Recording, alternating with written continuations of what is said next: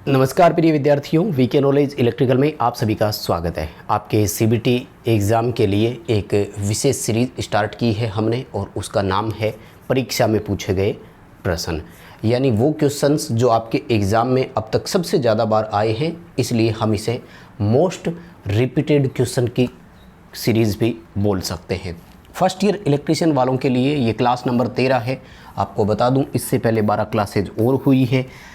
Channel पर playlist बनी हुई है आईटीआई एग्ज़ाम 2024 नाम से, उसमें जाकर उन सबको देख लेना, क्योंकि ये वो एग्ज़ाम है जो क्वेश्चंस है जो वर्ष 2021, 22 और 23 के एग्ज़ाम में सबसे ज़्यादा बार रिपीट हुए। सीबीटी एग्ज़ाम पर डे 3 होते हैं, 10 से 12 दिन पेपर चलते हैं, टोटल आपके लगभग 30-35 पेपर हो जाते हैं, तो क्वेश्चन रिपीट होते हैं। इसलिए हम आपको इतना विश्वास दिला सकते हैं कि कम से कम हमारी इन 13 सीरीज़ वाले इन क्वेश्चंस को ज़रूर रट लो, क्योंकि पेपर इनमें से आने की पूरी संभावना है, क्योंकि ये क्वेश्चन एग्जाम में बार बार आए हैं, इसलिए इस बार फिर आ सकते हैं। तो टाइम निकाल कर उनको देखो। हालांकि वैसे हमने आपको इलेक्ट्रीशियन फर्स्ट ईयर की 20 इंपॉर्टेंट क्लासेस दी है, तो पेपर आउट नहीं जाएगा उनसे, पूरा पेपर वहीं से फंसेगा, ज़रूर देख लेना। और इसी क्लास से हमारे साथ जुड़े हैं तो पहला काम करो, चैनल को सब्सक्राइब करो, क्योंकि सीधी सी बात है, क्लास अब तक आपको मिली नहीं, इसका मतलब चैनल सब्सक्राइब नहीं है। तो बिना सब्सक्राइब किए नहीं देखना किसी को, क्योंकि जब सब्सक्राइब नहीं करते हो तो बहुत सारे अपडेट जो है वो मिस हो जाते हैं, तो अपडेट भी आपको मिलते रहेंगे। एक जानकारी और देना चाहूँगा, इस वीडियो के डिस्क्रिप्शन में लिंक है, हमारा ऐप डाउनलोड कीजिए। ऐप में आपके आईटीआई फर्स्ट ईयर के free model test, mock test available है, आप उनको अटेंड कर सकेंगे। ऐप डाउनलोड कर लो, साथ ही टेलीग्राम का लिंक है, उसको ज्वाइन कर लो। छोटे छोटे अपडेट हम टेलीग्राम पर आपको प्रोवाइड करवाते हैं। आइए आज के प्रश्नों से शुरू करते हैं। काफ़ी अच्छे क्वेश्चन हैं, वैसे तो देखो कवर करवा चुके हैं, इतना मटेरियल दे दिया कि पेपर उनसे बाहर आएगा ही नहीं। अब इतने दिनों में आप क्या पढ़ सकते हो, समेट लो जितना समेट सकते हो। आइए शुरू करते हैं। पहला सवाल, तांबे के फ्यूज तार पर टिन की कोटिंग क्यों की जाती है? इसे टिनिंग प्रक्रिया बोलते हैं। जैसे गैल्वेनाइजिंग एक प्रक्रिया होती है, अमलगमेशन एक प्रक्रिया होती है, क्या लोहे पर जस्ते की परत चढ़ाना कहलाता है गैल्वेनाइजिंग। ऐसे ही तांबे के तार पर टिन की परत चढ़ाना टिनिंग प्रक्रिया कहलाती है, और ये कॉपर को ऑक्सीकरण से बचाती है। यानी तांबा जो है वो मतलब वायुमंडलीय प्रभाव और उनसे ख़त्म नहीं होता है, थोड़ी सी लाइफ भी बढ़ जाती है। तो क्वेश्चन अच्छा है, बहुत रिपीट हुआ था, मानकर चल रहे हैं कि इस बार भी आपके एग्ज़ाम में। अब कौन है भाग्यशाली जिसकी शिफ्ट में ये होगा, है ना? सी उत्तर करना, कॉपर के तार को ऑक्सीकरण से बचाव करना। देखो सीबीटी एग्ज़ाम की सबसे बड़ी खास बात क्या है कि क्वेश्चन जो है ना वो चेंज नहीं होते। अब सेम क्वेश्चन आएगा, ऑप्शन आपको देखने को मिल जाएगा, यानी तांबे तार पर टिन कोटिंग वाला, तो दिमाग में फिट करो ऑक्सीकरण। अब ऑक्सीकरण का एक ही ऑप्शन है, क्योंकि ABCD याद मत रखना, वो तो चेंज हो जाते हैं, ऑप्शन तो सफल होते ही है ना। एक ये वायरिंग वाले में से टेस्टिंग का क्वेश्चन बहुत आ रहा है भाई। टेस्टिंग के वैसे तो 2 डायग्राम है, लेकिन इस डायग्राम को आप थोड़ा ज़रूर अच्छे से याद रख लेना। क्या किया जा रहा होगा, देखो ये है मेगर आपका, थोड़ा सा इन्होंने ढंग से डायग्राम बनाया नहीं है। मेगर का एक सिरा देखो अर्थ के साथ लगा दिया, फेज न्यूट्रल दोनों को शॉर्ट करके यहाँ लगा दिया, ठीक है। सॉकेट को शॉर्ट कर दिया यहाँ से, मतलब लैंप वाले सर्किट में लैंप लगा दिया, और ये सब देखो तो क्या हो रहा है हमारा, यहाँ से सर्किट पूरा बन रहा है। ग्राउंड के साथ हम इंसुलेशन रेजिस्टेंस की जांच कर रहे हैं यहाँ पर, ठीक है ना।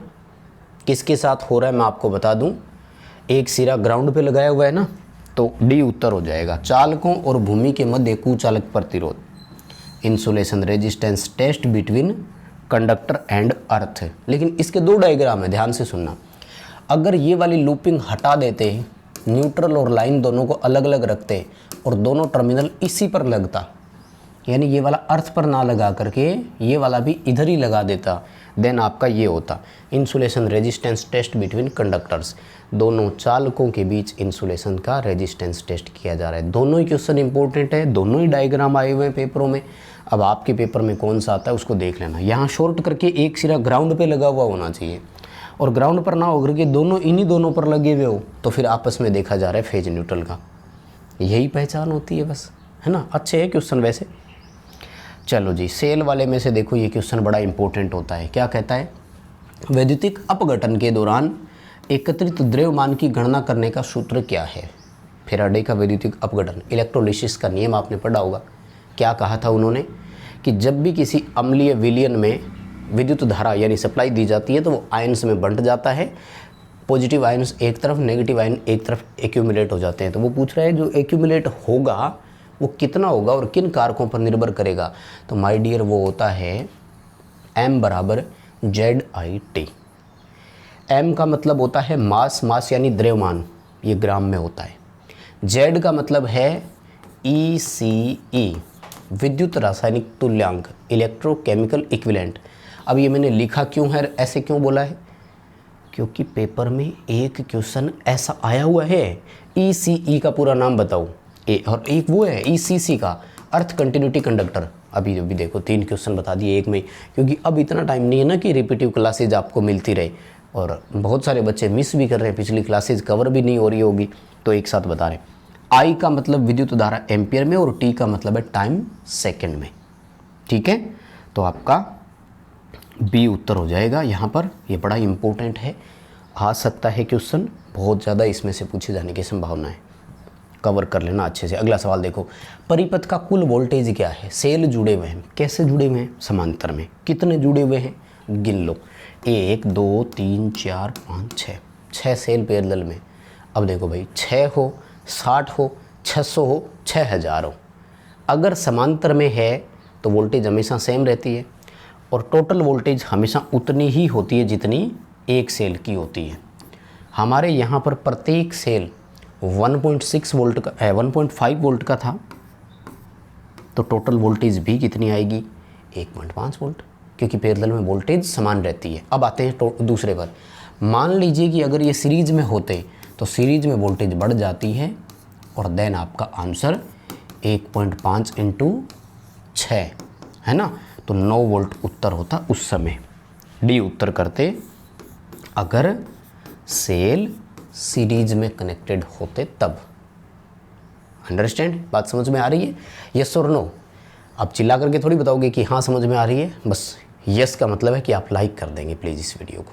बिना लाइक के नहीं देखना, करना है लाइक, हमारे लिए कर दो यार, बहुत ज़रूरत है आपके लाइक्स की, क्योंकि लाइक से हमें भी खुशी मिलती है, और ये पता लगता है कि इतने बच्चे थे जिनको हमारा पढ़ाने का तरीका समझ में आया। सो प्लीज़ आप इस बात के जवाब के लिए भी करना। सेल के सीरीज़ का एक और क्वेश्चन आता है, वो मैं आपको बता ही देता हूँ वैसे, जिसमें सेल उल्टा जोड़ देते हैं वो एक, तो याद रखना, उल्टा जुड़ा हुआ सेल सीधे सेल को भी ख़राब कर देता है। जैसे 3 सेल है, तो ये एक उल्टा जुड़ा था, एक सीधे को और ख़राब कर देगा, परिणामी वोल्टेज उतनी बचेगी जितनी एक सेल की वोल्टेज है। ऐसे याद आया तो मैं क्या बताऊं, जरूरी है साथ में। देखो सवाल अगला, बैटरी में चार्जिंग के समय हाइड्रोमीटर का क्या उद्देश्य है। हाइड्रोमीटर पढ़ा है आपने, यही वो एक टॉपिक है जो शायद सबसे ज़्यादा पढ़ते हो। इलेक्ट्रोलाइट का विशिष्ट गुरुत्व, स्पेसिफिक ग्रेविटी, आपेक्षिक घनत्व यानी रिलेटिव डेंसिटी मेज़र करने के लिए हम लगाते हैं हाइड्रोमीटर। कहाँ आएगा, ये रहा। Determine the specific gravity of electrolyte, विद्युत अपघटे का विशिष्ट गुरुत्व निर्धारित करना, और वो चार्जिंग वाली रेंज ज़रूर याद रखना है ना। 1.18 से कम हो तो डिस्चार्ज, 1.20 से लेकर 245 तक है ना, और फिर 1.25 से ऊपर जितना भी हो तो फुल चार्ज। आजकल इनको वो राउंड फिगर करने लग गया, 1180, 1200, 1250 ऐसे लिखने लग गए। मान लो, क्या पता यार, सवाल पूछ ही ले, सामने वाले का क्या भरोसा है ना एग्जामिनर, लेकिन इतना टफ नहीं करेगा, चिंता मत करो, आपको सीधे सवाल देते हैं। ठीक है, अगला सवाल देखो, रिपीट हो गया आपके, सुनो, ये एक बड़ी चीज़ होती है आपके पेपरों में। हमने ये अनुभव किया है, एक ही तरीके के 2 क्वेश्चन एक दिन एक ही शिफ्ट में एक ही बच्चे के। जैसे ये रहा, क्या सवाल पूछ रहा है, लेड एसिड बैटरी में विशिष्ट घनत्व नापने के लिए किस उपकरण का उपयोग करते हैं। और अभी ऊपर आपसे क्या पूछा, हाइड्रोमीटर का क्या उपयोग है। अब जिसको एक आता है ना वो दोनों कर देता है, और एक नहीं आता उसके दोनों गलत होते हैं, यहाँ फर्क पड़ता है। इसलिए कहता हूँ कि थोड़ा सा समय दे दो, और हमने जितना करवाया है उसको कवर कर लो। गारंटी है CBT एग्ज़ाम के 75 क्वेश्चन यानी 150 में से 150 नंबर पक्के हैं, कहीं नहीं जाएंगे। आ जाओ आगे बढ़ते हैं। एक high rate discharge cell tester का भी क्वेश्चन आता है, वो बाद में करवाएंगे, खैर कोई बात नहीं। अगले सवाल पर आते हैं। वायरिंग में लूपिंग सिस्टम में फेज कंडक्टर को कहाँ लगाया जाता है। अब ये इनका कन्फ्यूजिंग वाला है। देखो वैसे तो हम लूपिंग जनरली जंक्शन बॉक्स से लेते हैं या फिर स्विच से लेते हैं, ठीक है ना। इन्होंने इसका सॉकेट कनेक्शन उत्तर कर दिया यार, गड़बड़ हो गई सारी। अब करना क्या होगा, अगर उनके हिसाब से पेपर में चलना है तो फिर वही करना होता है सही जो उन्होंने सही कर लिया। नंबर भी वो तभी देते हैं जो उनके हिसाब से सही हो, इसलिए सॉकेट ऑप्शन के साथ ही एक बार जाना, ठीक है ना। वैसे जब भर्ती परीक्षाओं की तैयारी करोगे तब आपको हम सही करवा देंगे, उस टाइम क्या करना होगा। अभी एक बार आपको इनके हिसाब से ही चलना है। सवाल देखो, फ्यूज किस प्रकार के सामान के अंतर्गत आता है। देखो हमारे ना इलेक्ट्रिकल एसेसरीज़ को, यानी जो सहायक सामग्री कहलाती है, उनको हम मोस्टली 5 भागों में बांटते हैं। सबसे पहला है जैसे कंट्रोलिंग वाला, तो देखो कंट्रोल किससे करते हैं हम, स्विच से कंट्रोल करते हैं, तो स्विच आ जाएगा कंट्रोलिंग में एग्जांपल के तौर पे, ठीक है ना। स्विच हो गया जैसे नियंत्रक में। उसके बाद में होल्डिंग में, तो होल्डिंग में हमारे जितने भी लैंप होल्डर्स है वो आ जाएंगे। सेफ्टी एसेसरीज में, तो देखो फ्यूज सेफ्टी में ही जाएगा क्योंकि सुरक्षा देता है हमें, है ना। सर्किट ब्रेकर होगा तो भी इसी में आएगा। अब सेफ्टी एसेसरीज कर दे या प्रोटेक्शन एसेसरीज लिख दे, वो एक ही बात है।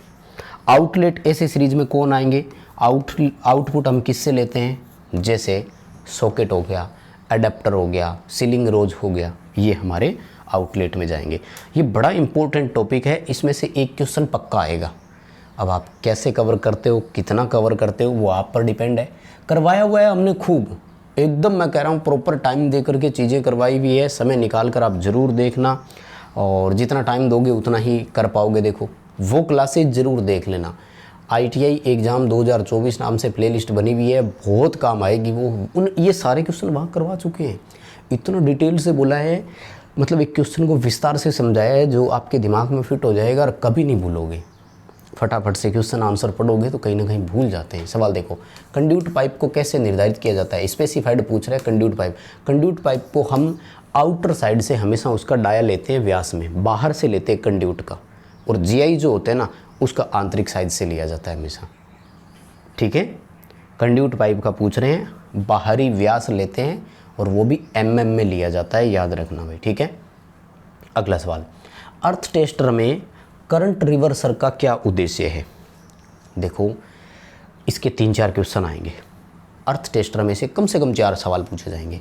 सबसे पहला, अर्थ टेस्टर करता क्या है। अर्थ प्रतिरोध टेस्टर है तो अर्थ का रेजिस्टेंस नापने के काम आता है, पॉइंट नंबर 1। सेकंड, इसका सिद्धांत इंग्लिश में कहते हैं फॉल ऑफ पोटेंशियल।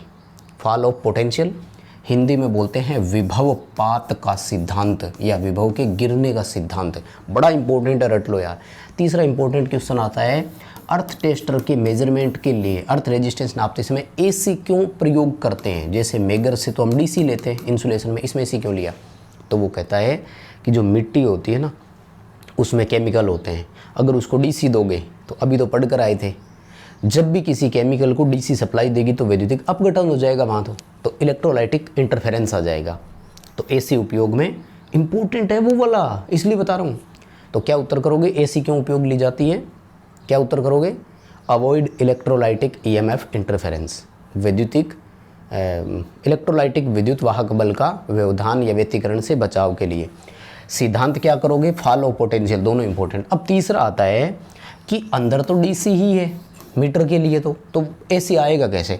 तो वास्तव में एक करंट रिवर्सर लगता है जिसका काम होता है करंट को चेंजेस करना, और वही क्या करता है कि जो हमारा DC होता है उसको AC में कन्वर्ट करता है, और बाहर जो टर्मिनल होते हैं उन पर AC जाता है। अगर बाहर DC गया तो मिट्टी में केमिकल है भैया, केमिकल अपना काम करना शुरू कर देंगे। अगला सवाल, अच्छा ये आ ही गया, देखो अर्थ प्रतिरोध टेस्टर का उपयोग करके अर्थ के प्रतिरोध नापने के लिए AC की आवश्यकता क्यों है। अब अगर मैं चारों ऑप्शन आपके सामने रख दूं तो मुझे विश्वास है आप अपना उत्तर का चयन कर लेंगे। कौन सा है बताओ। अच्छा कमेंट करके बताना कि कौन कौन बचे थे जिन्होंने इनका उत्तर अब सही कर दिया, पता भी लगे साथ में कि क्लास को यहाँ तक देख कौन रहा है, नहीं तो भाग जाते हैं बीच में छोड़ के। ये रहा D उत्तर, अवॉइड इलेक्ट्रोलाइटिक EMF इंटरफेरेंस, ठीक है। अच्छा क्वेश्चन था ना, आएगा पेपरों में ज़रूर, आते हैं इस तरह के सवाल, बड़े आए हैं। आइए जी अगले सवाल पर, 300 वाट से ऊपर लैंप के लिए किस प्रकार के लैंप होल्डर का इस्तेमाल करते हैं। देखो हमारे होते हैं अलग अलग तरह के, बायोनेट कैप लैंप होल्डर होता है, जो साधारणतया हम लगाते हैं। उसके बाद में ये 200 वाट तक होता है। उसके बाद में आता है 200 वाट से लेकर के 300 वाट तक। इसके लिए होता है हमारा एडिसन स्क्रू लैंप होल्डर। और 300 वाट से ऊपर के लिए होता है Goliath Edison screw holder. Goliath पूरा नाम है गोलियत एडिसन स्क्रू होल्डर, इन्होंने तो छोटा लिखा है गोलियत स्क्रू होल्डर। कोई बात नहीं, आपके सामने गोलियत ऑप्शन होगा। 300 वाट से ऊपर के लिए गोलियत है। 200 से 300 की रेंज वाला अगर आपसे पूछे देन आपका एडिसन स्क्रू है, ठीक है। और बायोनेट कैप कहाँ तक है? 200 वाट तक है। याद रह जाएगा ना, बताओ ज़रूरी है कि नहीं है? चलो देखो अगला ये सवाल एक और आता है पेपर में। इंडस्ट्रियल जो ट्यूबलाइट की फिटिंग होती है उसमें वो कहता है कि जो आपका स्ट्रोबोस्कोपिक प्रभाव है उसको कैसे ख़त्म करेंगे। पहले तो मैं आपको बताऊं व्हाट इज़ स्ट्रोबोस्कोपिक, हमारे लिए है क्या चीज़, है ना। स्ट्रोबोस्कोपिक प्रभाव ये होता है कि लाइट के प्रकाश में जो घूमती हुई चीज़ें होती हैं ना वो उल्टी घूमती हुई प्रतीत होती है। आप पंखे को तेज़ स्पीड से चला दो कभी भी और फिर उसे अच्छे से देखना, लाइट जब चल रही हो तो उल्टा घूमता हुआ नज़र आता है। अब ये तो पूरे सिस्टम को ख़राब कर देगा। मान लो एक ऑपरेटर की ड्यूटी लगी हुई, वो गया घूम देखने, साइट विजिट करने, और जाकर के ऊपर साहब को बोलेगा साहब वो तो मोटर उल्टी चल रही है, वो बंद कर देंगे, सिस्टम बैठ जाएगा। तो इस चीज़ों को रोकना है। इसको रोकने का बड़ा अच्छा ऑप्शन है, और ऑप्शन ये होता है कि दोनों में से किसी एक ट्यूब के साथ है ना सीरीज में कैपेसिटर लगता है। बहुत लंबे लंबे ऑप्शन है इसलिए याद रखना। ये रहा सी उत्तर। कैपेसिटर को किसी एक ट्यूबलाइट के साथ सीरीज में जोड़ देना। दोनों में से किसी एक ट्यूबलाइट के साथ सीरीज में अगर कैपेसिटर लगाएंगे, याद रखना पैरेलल में नहीं लगाना, समांतर में लगाओगे तो वो पावर फैक्टर को सुधारने लग जाता है, ठीक है। दोनों में से किसी एक ट्यूबलाइट के साथ सीरीज में आपको कैपेसिटर लगा देना है। अगला सवाल देखो, मेगर उपयोग में नहीं है फिर भी उसका सूचक पैमाना शून्य पर क्यों नहीं है। देखो मेगर की जो स्केल होती है ना वो यूँ, और मेगर की स्केल चलती है उल्टा, अनंत से शून्य की ओर होती है। इंपॉर्टेंट चीज़ क्या है कि मेगर का पॉइंटर तो 0 पर तब आएगा ना जब शॉर्ट सर्किट हो। तो जनरली मेगर जब उपयोग में नहीं आ रहा होता है तो उसका पॉइंटर जो है वो कहीं पर भी हो सकता है, अनंत के आसपास होता है वैसे तो, ठीक है। अब सवाल या पॉइंट ये आता है कि ये 0 पर है क्यों नहीं या कहीं लेकर क्यों। हमारा जो सूचक मापी यंत्र होता है लाइक एमीटर, जिस पर हमने कल पिछली क्लास में भी चर्चा की थी, जैसे ही सप्लाई बंद कर देते हैं तो उन सब का पॉइंटर वापस 0 पर आ जाता है। जैसे एक एम्पीयर मीटर 0 से 5 वाला है तो उसमें लगता है कंट्रोलिंग टॉर्क, 2 हेयर स्प्रिंग लगती है, हिंदी में उनको बाल कमानियाँ बोलते हैं, है ना। वो बाल कमानियाँ हेयर स्प्रिंग होती है जो उसको वापस लेकर आती है, फास्फर ब्रॉन्ज की बनी होती है, याद रखना। मेगर में क्या होता है कि दरअसल कोई कंट्रोल स्प्रिंग नहीं लगती, सबसे इंपॉर्टेंट चीज़ है, इसलिए उसको 0 पर ले जाने वाला कोई है नहीं। It is not having controlling torque. Megger में किसी प्रकार का कोई नियंत्रण बल नहीं होता है। ये उत्तर करना बहुत इंपॉर्टेंट है। अब पेपरों में ना कंपटीशन एग्जाम में सवाल आते हैं, खैर आपको अभी नहीं बताऊंगा। क्वेश्चन ये आता है कि मेगर में कंट्रोलिंग स्प्रिंग की संख्या कितनी होती है, 0। फिर सवाल आता है मेगर में कंट्रोलिंग टॉर्क फिर देता कौन होगा, तो कॉइल आपस में ही देती है वो, ठीक है। कॉइल जो कुंडलियाँ जो होती है ना वो आपस में। चलो ठीक है, यहीं ख़त्म करेंगे, हो गया पूरा। उम्मीद कर रहा हूँ कि क्लास बहुत अच्छे से हुई है, कुछ ना कुछ नया ज़रूर सीखा है। बदले में एक लाइक एक शेयर मांगूंगा, प्लीज़ इस क्लास को शेयर कर दीजिए दोस्तों के साथ। और हाँ, आप प्लीज़ चैनल को सब्सक्राइब कर लीजिए, बिना सब्सक्राइब किए नहीं देखना। अभी के लिए बस इतना ही था, बहुत बहुत धन्यवाद।